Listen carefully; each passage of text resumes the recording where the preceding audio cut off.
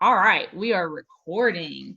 Hello, everybody. I'm Whitney O'Conner. I am the chair of the Coalition for Suicide Prevention in Aiken County. I also work at Aurora Pavilion. We are a crisis stabilization facility, and basically, we wanted to put together a series. The coalition did. We wanted to put together a series of conversations of our coalition members, along with people in the community, to try to provide some support for you guys, to try to provide some awareness for you guys. We're going through a weird, awkward, difficult, challenging time, and suicide rates have already gone up.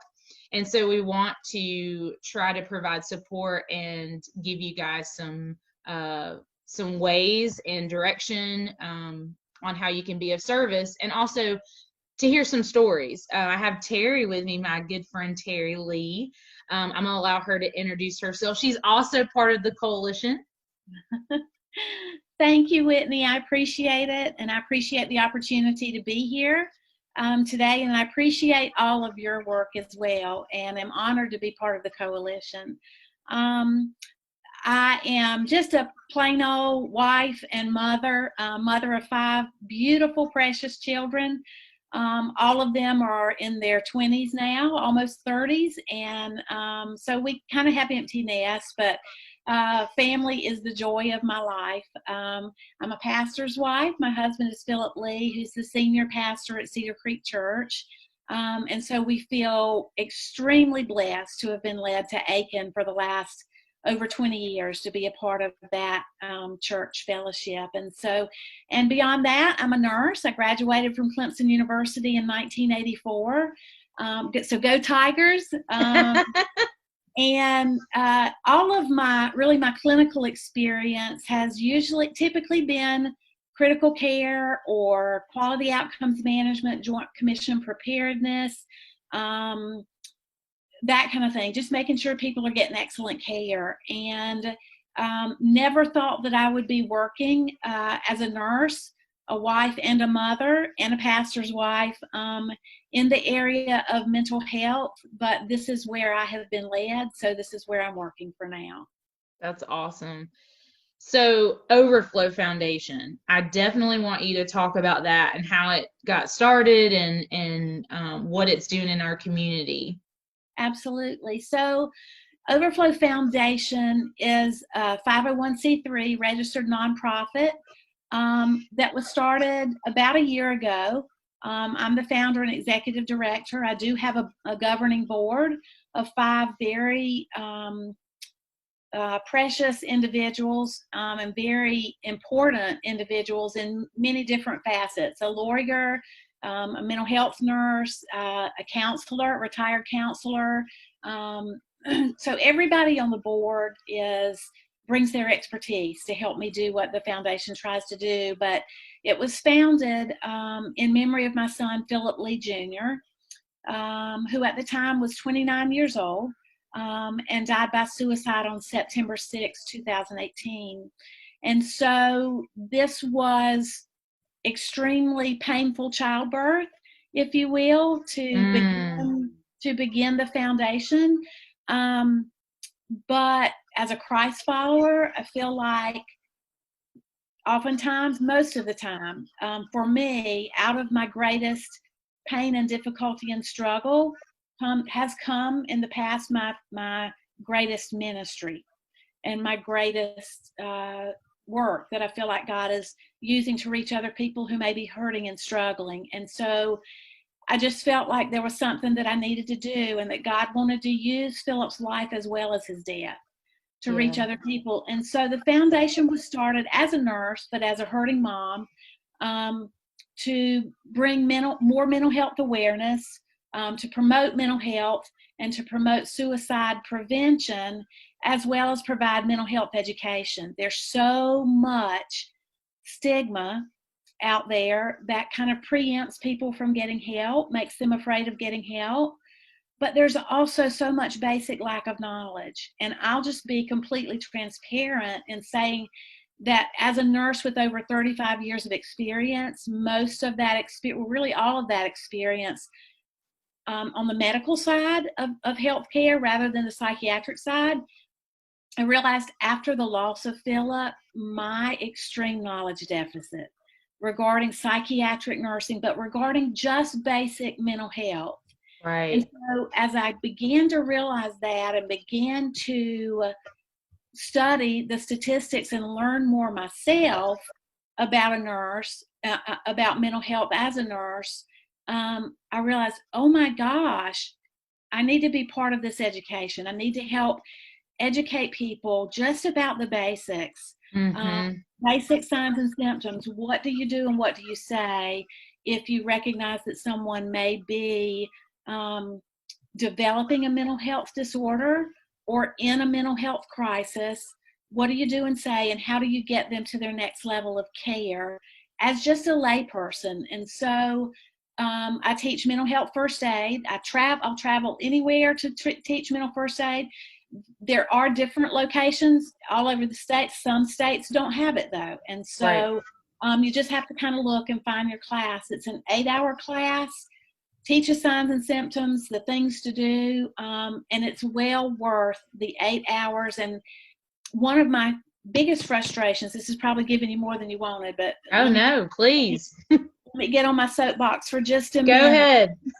For the listeners, if you have ever been part of a CPR class, you know CPR is to take care of someone who is experiencing a cardiac or a respiratory emergency, right? And so American Heart Association has always encouraged at least one person in every family to be CPR certified, okay? But when Philip died, and as I began to do research myself as a nurse, I realized I've been CPR certified for years and years and years, advanced cardiac life support certified, required to take those classes as a nurse for years and years and years and years, had never even heard of mental health first aid. And so that is a disparity that we have to change in healthcare, because I'll be honest, there are many physicians and nurses who aren't comfortable with having these conversations with their patients. Many nurses and physicians on the medical side of things aren't quite sure what to say, what not to say, and what the resources are that are out there. Yeah. And so more education in the healthcare population needs to be done, as well as lay people being made more comfortable with beginning to have these conversations. And so the segue to that is, if you are CPR certified and one person in each family is encouraged to be CPR certified, why would you not have one person in your family mental health first aid trained as well? Because the statistics say that 1 in 5 people will be diagnosed with a mental health disorder in any given year. And that's the statistic according to the National Council for Behavioral Health. So if that's the statistic, and I know in my own life and family that 1 in 5 hit that 1 in 5 of my precious children, then I'm on a soapbox from now till probably the day I take my last breath. And I'll probably cry a little bit during this. That's okay. But we have suffered a loss, and it is my desire and passion now to lead others to greater understanding and greater empathy and compassion for people who are struggling with aspects of their mental health, so that we can assist them. And so thanks for letting me share today. Absolutely. And I'm so glad that you brought the correlation up between our physical health and mental health. I feel like I talk about that a lot when I do presentations, because we spend this time, if we get in a car accident, for example, we go to the hospital, we get x-rays done, we do this and we do that. Right. We go to physical therapy, we'll do follow-up appointments, we'll do all these things so that we can rehabilitate what we lost physically. But we don't do that with our mental health. And it's just so strange to me just because this whole thing is a mental game. Yep. I know So I'm a here, therapist and I'm a little biased, but it yeah, is. yeah, you're exactly right. And here's the analogy that I use when I'm trying to encourage people to reach out and get help and to feel like it's okay to say I'm not okay and to ask for help. If you are having severe abdominal pain and a fever of 103 and have been nauseated and vomiting for 2 days, how quickly would you pick up the phone and call your primary care physician to get assistance? And yet, again, the national statistic by the National Council for Behavioral Health says that less than 50% of the people who are struggling with some aspect of their mental health will reach out for help, less than 50%. And of that 50%, less than 50% that actually reach out for help, they wait on average 10 years Mm-hmm. Yep. before they get help. And that statistic also, I believe in this material because every statistic that I have read has rung true with what we walked through with Philip. And so it's been a litmus test Right. for absolutely that's true, because it was 10 years from the time that I knew as a mama, that we knew as a family that Philip was struggling with some substance abuse issues that started in college, to the point when he was 29 that he finally raised a white flag and said, I'm in trouble and I need help. It Right. was 10 years. And so that statistic holds true also in our family. So this is not just a bunch of textbook gobbledygook of stuff that people are saying to try to get people to take this course and yada, yada, yada. This stuff is tried and true, and it's important stuff. Yeah. Yeah, absolutely. And I'm so glad that you're doing it. We need that education in our community. I feel like we put the mental health population in this box and we're not even a part of it. But then when we hear stories like Phillips, when we hear other stories, I mean, I hear them all the time at our hospital, normal people walking through the door that are having a mental health crisis. And with COVID-19 happening, we are going to see an increase in suicide rates. We are going to see an increase in the mental health population needing more assistance. We are going to see an increase with people who don't have any mental health issues at all that are experiencing depression, anxiety from isolation, and trying to figure out how to cope with all these unknowns and uncertainty and all of that, which and we're talking specifically about substance abuse today in regards to Philip. That's going to increase because people are trying to cope. People are Yes. trying to find something to fill that level of anxiety or depression that they're experiencing. We started talking before we started recording about like things that you saw with Philip, because they're not so obvious sometimes. And then Right. I'm sure after he's no longer with us, I'm sure you're reflecting back going, okay, was that a sign? Was that a sign? Should I have like, and I know a lot of parents out there are kicking themselves and that are in your position, kicking themselves like, oh, I should have noticed that sign. But I mean, we don't know what we don't know. So what Absolutely. would you say to some of the signs that you kind of noticed? Because I mean, Sure. it was going on for 10 years. Sure.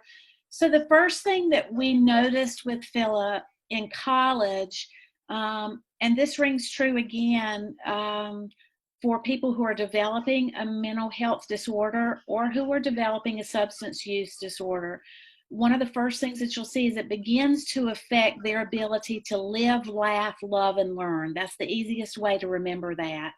So for folks out there listening, if you're concerned about someone in your home or a friend, if you see it beginning to affect the way they're able to manage work, if Yep. you see it affecting the way they're able to manage relationships, the way they're managing finances, the way they are managing even their activities of daily living, their normal hygiene and things like that, if you're seeing that and the fact that they are just not carrying on with those normal activities of daily living, and again, living, laughing, loving, and learning, with work and relationships especially, then there is a possibility that you may be looking at something, at a mental disorder or a substance use disorder.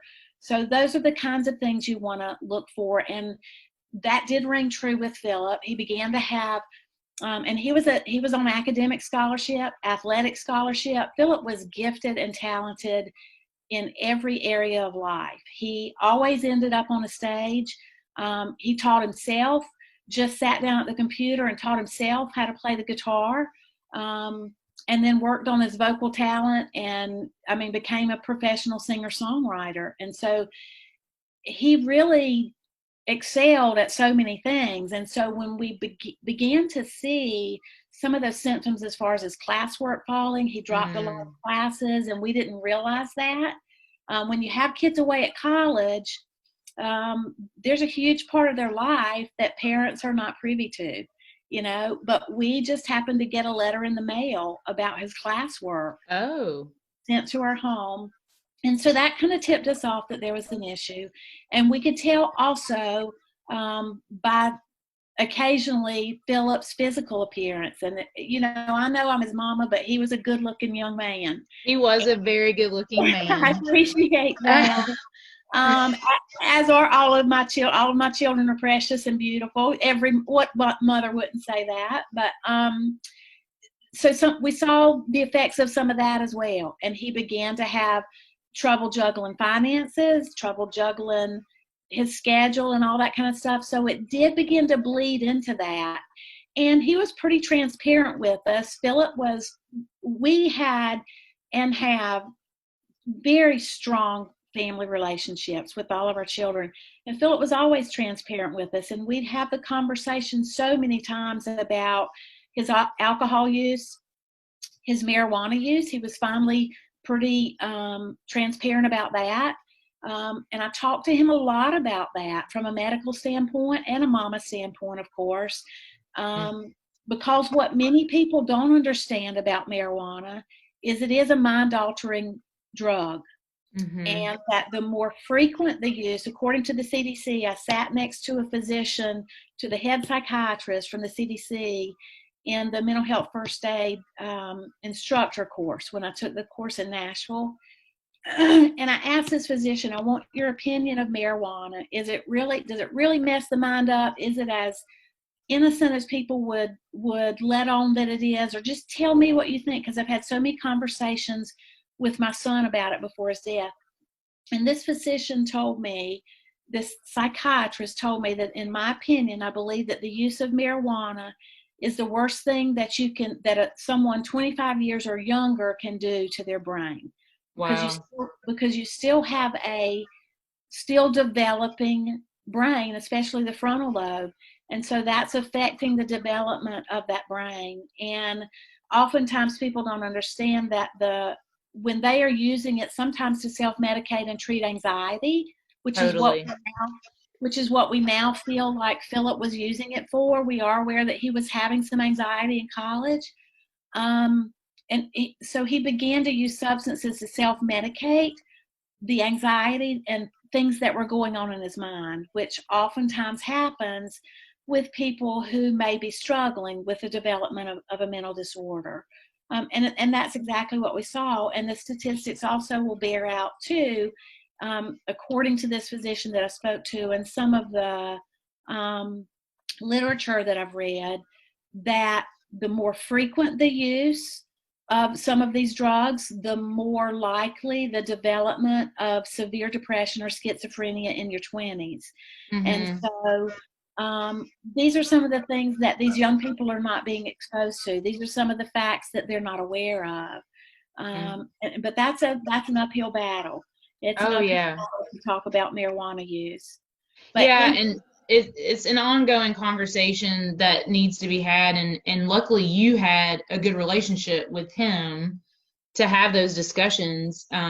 What would you say to a parent that doesn't necessarily have a great relationship, but knows that there's something going on and wants to be of help, but doesn't know how? I know you get that question a lot. I get it all the time. It's like, how in the world do I help somebody who doesn't want to be helped? Yeah. Gosh, that's a hard one. It's such a hard question. And you guys had a great relationship. Yeah. And remember too that we didn't really start having these issues until Philip was 20, 21 years old. So at that point he was an adult. So kind of different scenarios when you're talking about underage Yeah, kids. that's true. But for any parents that are concerned about this with their children, either minors or in their older teens or young adults, the first thing that Philip and I would both recommend is to get into counseling yourself. Yeah. Because it is imploding the family, usually. It is beginning to affect your relationships. They are difficult, so difficult, such difficult conversations to have. And because of the parents, because they are so emotionally tied into the conversations, what Philip and I began to do was get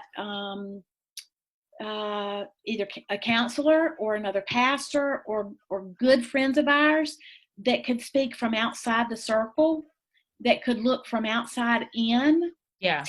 Tell us what they were seeing and hearing from Philip and I, and then give recommendations and help us work through the things that we wanted to say and do with Philip to try to get him to take steps forward.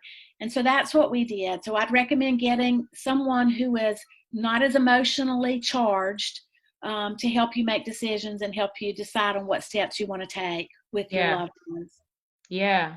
Well, and something that you said too, it sounds like y'all were trying to go from the angle of the outside or the inside out rather than the outside in. And I think a lot of family members and parents and loved ones get so frustrated about the substance use and what it is, and oh, you're drinking too much, or oh, you're doing opiates now, why can't you just stop, and those kinds of things. Whereas there is a neurological thing that's happening and your brain is trying to make sense of it all. And so, what happens is your brain is telling you, you need that stuff to fill this gap so that you can be happy. And we don't do it with just alcohol and drugs. We do it with shopping. We do it with, sex. We do it with, what did you say? Chocolate. Chocolate. Oh my gosh. I know I've gained like 5 pounds since this quarantine started. Yeah. And that's not to oversimplify, but it is to say that we all have triggers that help trigger those natural endorphins, those feel-good hormones in our brain to help us feel better. Right. And so it's a tricky, slippery slope for all of us, depending on what our vice is. And so the other thing that I would say to parents, and this is a coulda, shoulda, woulda, that I deal with every single day. Philip and I and several of our children are still in counseling. I probably will be the rest of my life, just to help me navigate through and do my self-care and be healthy with this, because you do not recover from the loss of a child to suicide. I'm not sure your heart ever recovers. Yeah.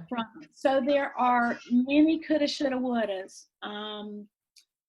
that I revisit, and I'll go to that counselor, talk about them, and think I'm done with them, and then go to the counselor a couple of weeks later, and the same topic will come up again. It is a process of working through these things. But one very important thing that I've learned from the mental health first aid class, but also in walking in my grief with my counselor, is with people who are dealing with a substance use disorder, yes, you need to address that head on, not candy coat it, and not try to hide the fact that you're recognizing that your loved one is in trouble, or that you're recognizing things that are concerning you.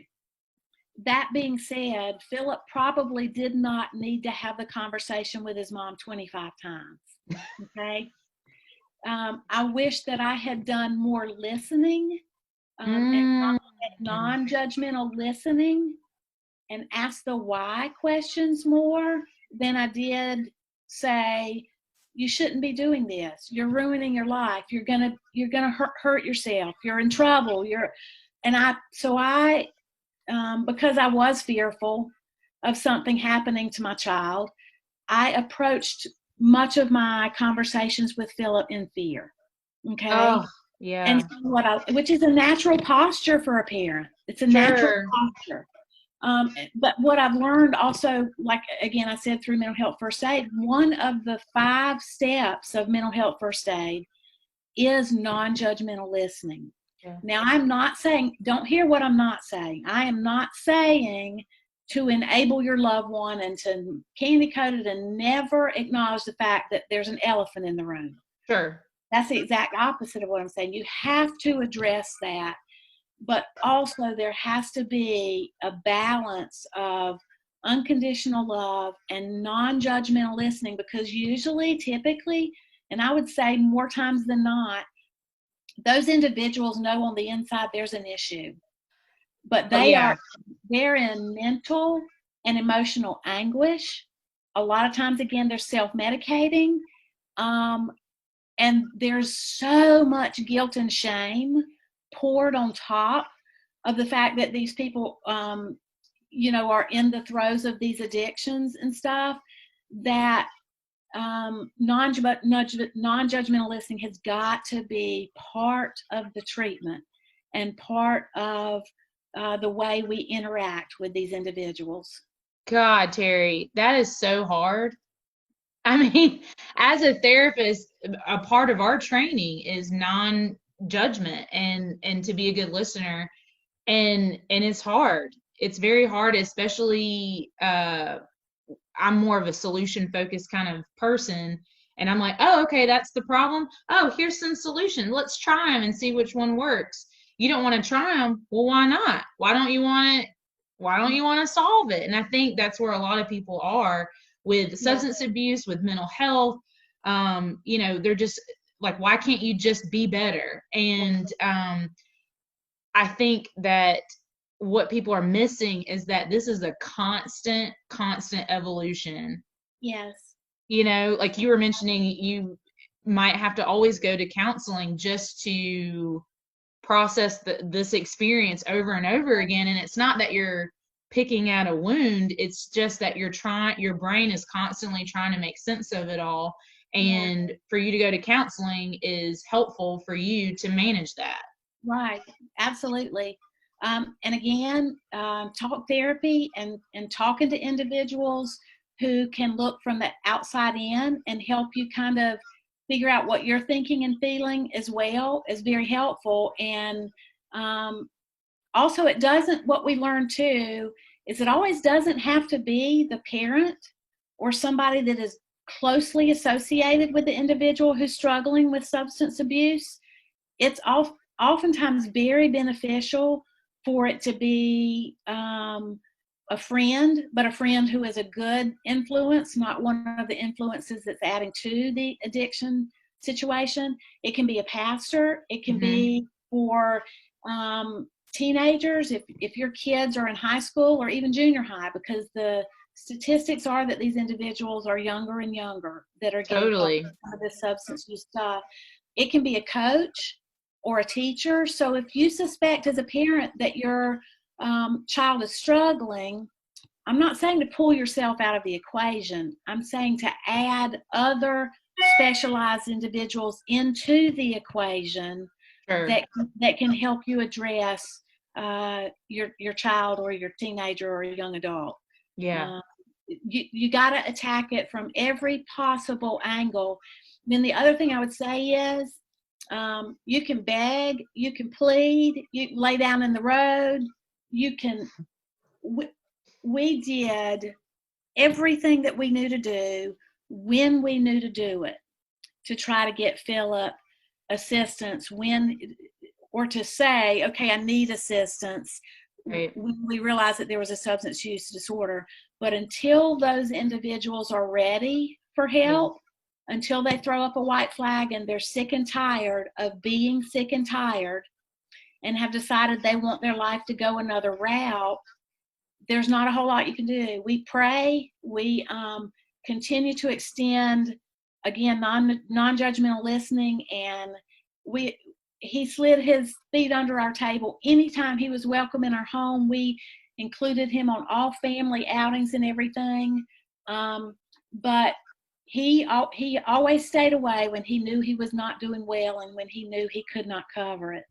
Because of the shame. Yes, and so that's another sign and symptom that I would tell folks who are listening is if your loved one, if you are seeing a drastic change in what is their normal mood, okay, or if you are seeing them begin to isolate, to make excuses and not showing up for family functions or for things that they're invited to, where they would typically always be there and always be participating, that can also be a warning sign to you. So just be aware of that as well. The other thing that we did not realize with Philip, and this is where I have to go through some of those coulda, shoulda, wouldas too, as a nurse and as a mom, and where my counselor has to help me reason through it and remind myself I did what I knew to do when I knew to do it, is the fact that none of us, even as friends, ever considered or realized the fact that there could be a mental health component to Philip's substance abuse. Okay. And so it's not always the case. Sometimes it can be a genetic predisposition, say with alcoholism and things like that. So it may not always be a mental disorder, but oftentimes, and I don't know the statistic for that off the top of my head, you may know and probably know even better than I do as a licensed counselor, Whitney, but oftentimes these individuals who are experiencing a substance abuse disorder have underlying mental illness, or they have developed underlying mental illness, again, because of the substance abuse. Because remember what you said, the substance use causes biological changes within the brain. There are physical changes in the brain that occur with substance abuse.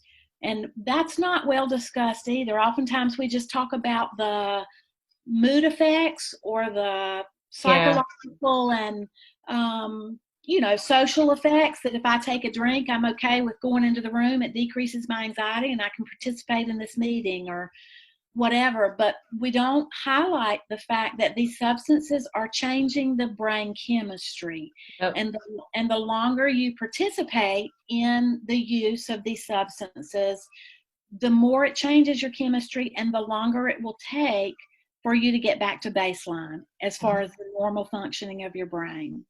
And so a lot of times in therapy, we're trying to figure out what came first, the chicken or the egg, you know? And so we often work with clients and do a timeline of, losses and wins and things that you're trying to process grief with still, and changes in your life, and trying to figure that out and what occurred first, because a lot of times, just like you said, substance abuse does cause mental health issues because of the brain chemistry. But sometimes people have mental health issues and no one ever knew it because they didn't share it with anybody. Then they start self-medicating, and then it can be a mess to figure out. But once you figure out, there's so much power in it. And to not just throw your hands up and say, well, this all is too hard and I don't want to figure it out.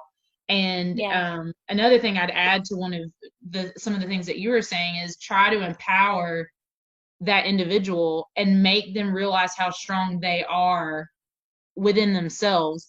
And, a lot of people are like, well, why would I do that? You're drinking all the time. You're messing up our family. You're causing problems. You're dangerous sometimes. How could I possibly try to empower you in that situation?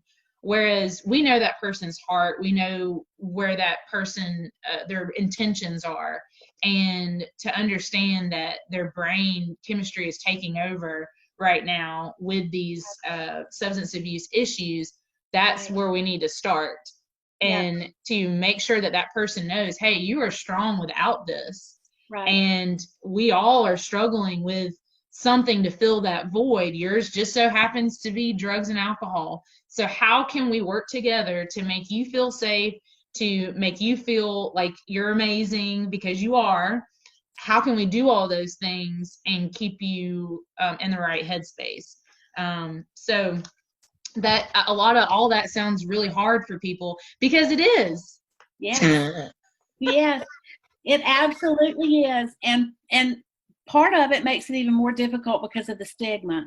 So Yes. why do people wait 10 years? Because of stigma. It's fear, lack of knowledge, and they're afraid of what other people are going to think of them. And so if you think of someone like Philip, who's pitcher on the baseball team, starting quarterback on the football team, professional singer-songwriter on academic scholarship, he's on this pedestal, you know, in everybody's mind, has played music from the East Coast to the West Coast.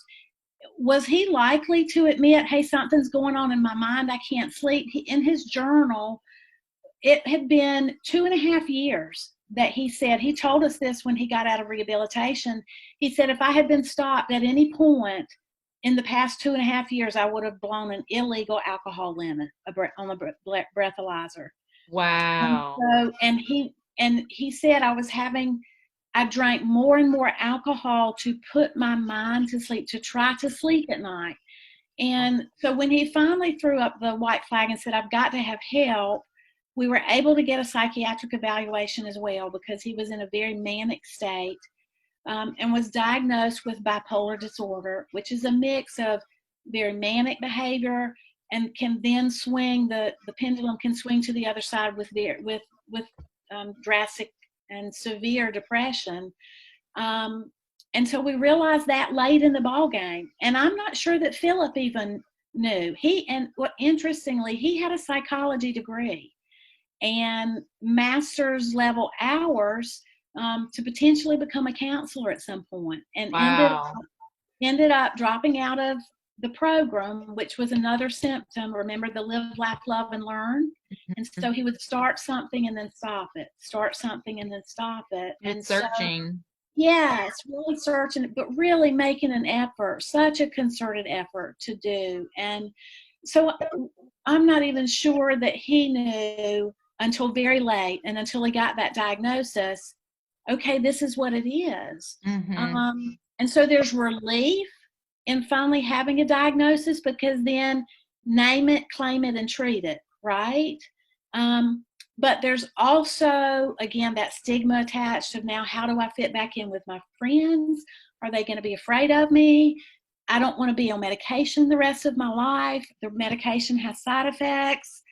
And the other thing we did not realize with Philip's type of mental illness, I had no idea that the pendulum could swing as quickly, as abruptly, and severely as it did with him. He went from manic to severe depression. Really, really, the depression set in, and we knew that he was depressed, but we were asking him the right questions. We were saying, are you having thoughts of killing yourself? You know, those right mental health first aid questions. And he said, Mom, I never do that to y'all. And I believe the answer was correct at that time. He was honest at that time. But at some point during that 4-day period, that answer changed. And he isolated and was able to die by suicide. It was non-drug or alcohol related suicide. We had no indication that he ever went back to any substance abuse. He was committed to that. And that bared itself out, you know, as far as everything after his death. And so we can only imagine that it was severe depression, side effects to the medicine, and he isolated, and we could not get to him. I was calling him and looking for him that morning when my husband walked in and told me that he was gone. And so I will say this to individuals listening too: if you are on medications, do not lose hope. Philip did not give the medications long enough. It often takes time. It takes a change in dosage, a change in medication. There are side effects. Be transparent with your prescriber. Let them know side effects, and do not isolate. Stay close to people that love you. And I know we're going over time, but I want to say this, Whitney. We may just have to divide this into. Yeah, no, that's fine. That's fine. the last thing that I would say is, and this is the platform that Overflow Foundation stands on, is a platform of hope and recovery. Yeah. Um, National Council for Behavioral Health says that there is one word that is more important to anybody and everybody who are suffering with a mental illness or a substance use disorder, and that word is hope. They need to hear over and over and over again that there is hope, that they're not going to feel like this for the rest of their lives, and that recovery is possible. And that was true for Philip, and it's true for you also. If you're listening to this and you're struggling, I'm asking you not to isolate. You don't have to tell the whole world. You just need to stay close to one or two people that can help keep you safe when the things that you are feeling get so intense. Yeah. And I don't know when you'll feel better, but I can tell you that you won't feel like this forever. And Right. suicide is not the answer. Suicide is not the answer. What would you say, Terry? What would you say to a parent about how to find hope? Like, we've talked a lot about Philip, but how do you do your day-to-day stuff? Yeah. I stay close to people who love me. When I'm having a bad day, I do stay at home. I give myself a pajama day. And I don't move in this if I don't feel like moving in it. You Right. know, there's some days I go like gangbusters, and I'll do a Zoom like this, and I'll do a public speaking event or whatever, do some writing. And but there are days that quite frankly, it sucks. I don't want to talk about mental health, and I don't. And so be kind to yourself is what I would say. If you have a child struggling, and again, I cannot stress enough, talk to somebody. There's such wonderful counselors all over the place. They're not that difficult to find. Many churches have them. So whoever's listening, wherever you're listening, check with churches in your area, check private counseling, check some of the government organizations have licensed professional counselors that are fantastic as well. It's not for lack of counselors. So I'm asking you to make those calls and to step through the door just to be able to have transparent conversations that you need to have. It's okay to talk to people, and it's okay to have an issue, because we all have issues that we need to talk about. I may be a pastor's wife, but Lord have mercy, I'm just a plain old person that has my own share of issues that I have to talk to people about. Sure. And be okay with not being okay. And some days we're just not okay. Yeah, I agree. And with this COVID-19 stuff, I want people to understand that a lot of insurance providers are providing a little bit more leeway when it comes to getting counseling covered. Virtual counseling is exploding right now, and I'm so thankful that it is. So please follow up with your insurance provider. See if they will cover virtual counseling. They're doing it for like a short period of time, but that's a really great resource, and that actually might be more helpful to some of you than not, because you don't want to go see someone in person. You can see them through something like Zoom or telehealth, or some counselors just do written format, like they're just writing back and forth to one another, and it's covered through their insurance. Yeah. And if you're somebody who your insurance doesn't cover mental health needs, then you can pay out of pocket. I would encourage you to fight your insurance company on it, because mental health is so important, especially during COVID-19. There's all kinds of, everybody's under stress. Everyone is. Right. And once I feel like mine is not, I don't feel like I'm going well, I hear about another story of them not going well, and then another story, and then another story, and then it gets so overwhelming, and it's like, are we all going to be okay? And there's so much uncertainty, and so having a person to talk with Terry. You're in counseling. I've been very transparent. I'm in counseling as well. I talk to my counselor via telehealth. Do I have a diagnosed mental illness? Nope.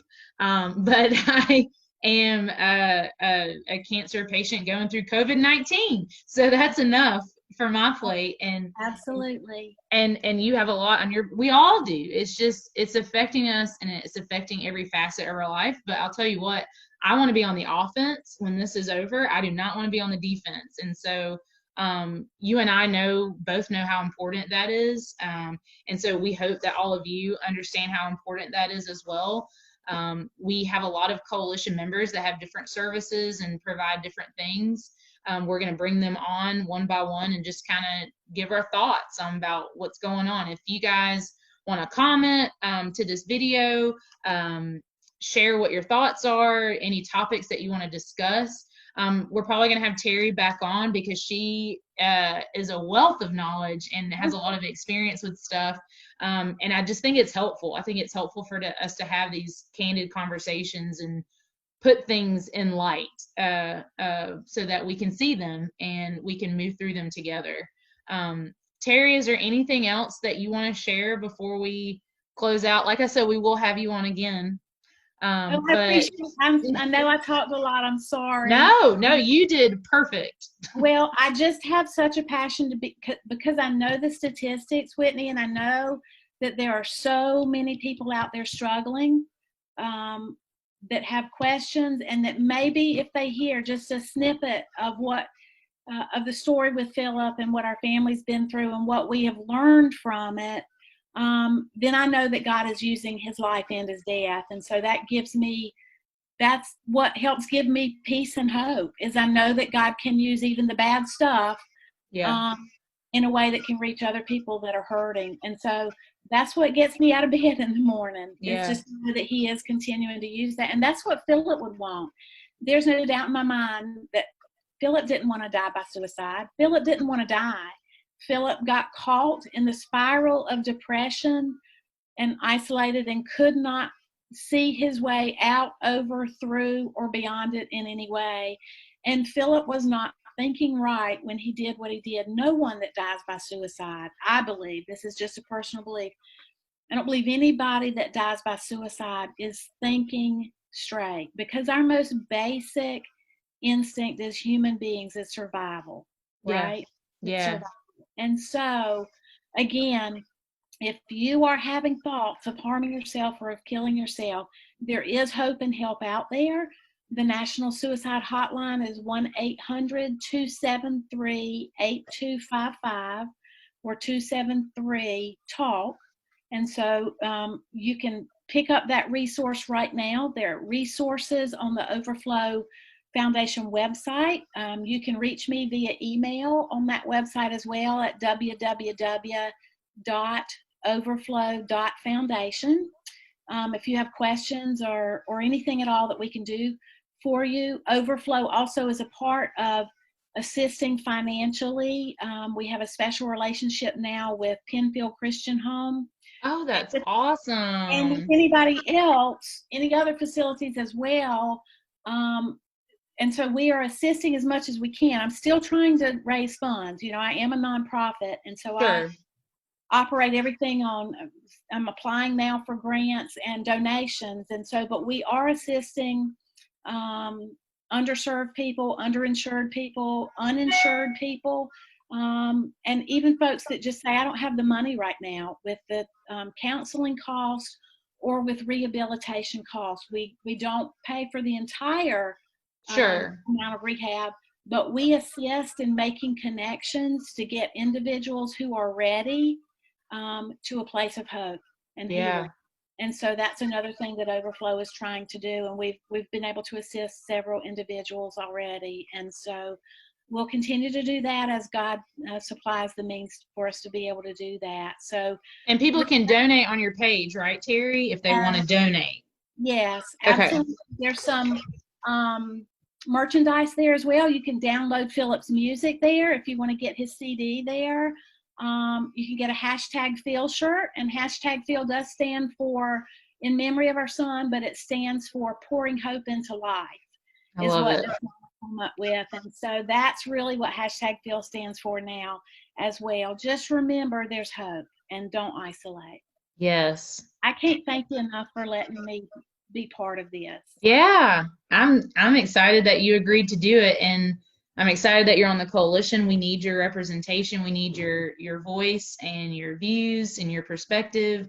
You have a very unique and healing perspective, and I think it's so important for parents and family members to understand that we need to do our own healing as well. We need to keep moving forward, even when it's hard, just to keep going and keep trying to heal, because when we do that, we enjoy ourselves and our families better, and we're able to find joy, because it's hard to find joy right now.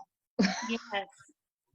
It's really hard to find joy right now, but if we can figure out a way to do it and heal ourselves, then this will all be much more manageable, Yeah. So I'll put some resources to you on the comments to this video.